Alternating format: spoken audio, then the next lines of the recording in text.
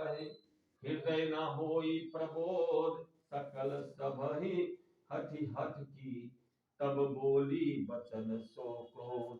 परंतु उसने शिव जी का अपमान सहा नहीं गया। इससे उनके हृदय में कुछ भी प्रबोध नहीं हुआ। तब वे सारी सभाओं को हठ पूर्वक डांट कर क्रोध भरे वचन में बोली, सुनहु सभासद सकल मुनीदा कही सुनि जिनह शंकर नींदा। सो फलु तुरत लभहि सब काहू भली भांति पछिताब पिताहू। हे सभा सदस्यों और सब मुनि सुनो, जिन लोगों ने यहाँ शिव जी की निंदा की या सुनी है, उन सबको उसका फल तुरंत ही मिलेगा और मेरे पिता दक्ष भी भली भांति पछताएंगे।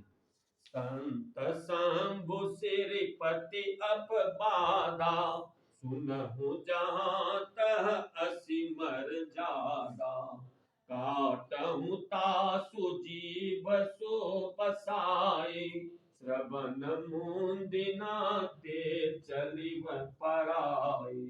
जहाँ संत शिव जी और लक्ष्मीपति विष्णु भगवान की निंदा सुनी जाए, वहाँ ऐसा मर्यादा है कि यदि अपना यश चले तो उस निंदा करने वाले की जीभ काट ले और नहीं तो कान मुंद कर वहां से भाग जाए।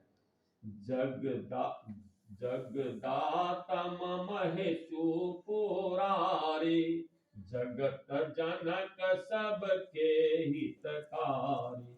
पिता मंदमति निंदत तेहि दक्ष सूत्र संभव यह देहि। त्रिपुर द्वैत को मारने वाले भगवान महेश्वर संपूर्ण जगत के आत्मा हैं। वे जगत पिता और सबका हित करने वाले हैं। मेरा मंद बुद्धि पिता उनकी निंदा करता है और मेरा यह शरीर दक्ष ही के बीज से उत्पन्न है। तजहु तुरत देहते हूँ हेतु पुर धरि चंद्र मोलि वृष केतु। अस कहीं जोग अगणित तनु जारा भयहु सकल मख हाहाकारा। इसलिए चंद्रमा को ललाट पर धारण करने वाले वृष केतु शिव जी को हृदय में धारण करके मैं इस शरीर को तुरंत ही त्याग दूंगी। ऐसा कहकर सती जी ने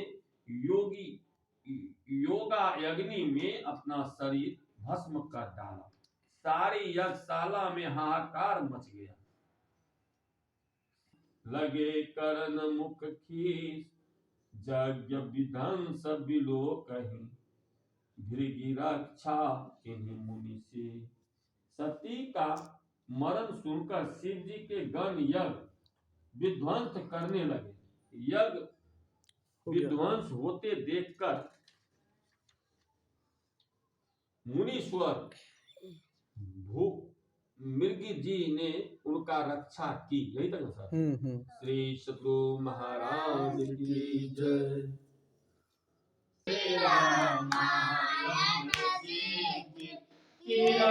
कलित ललित सियापी गावत ब्रह्मांडिक मुनि नारद वाल्मीकि ज्ञान विशारद सुख संकारि देश अनुसार वरहि पवन सुत कीरति नीति गावत वेद पुराण आस्था छवो शास्त्र सब ग्रंथन को रस मुनि जन धन संतन को सरबस सार अंत सम्मत सब ही की गावत सतत शंभु भवानी अरुघट संभव मुनि विज्ञानी व्यास आदि कवि बजब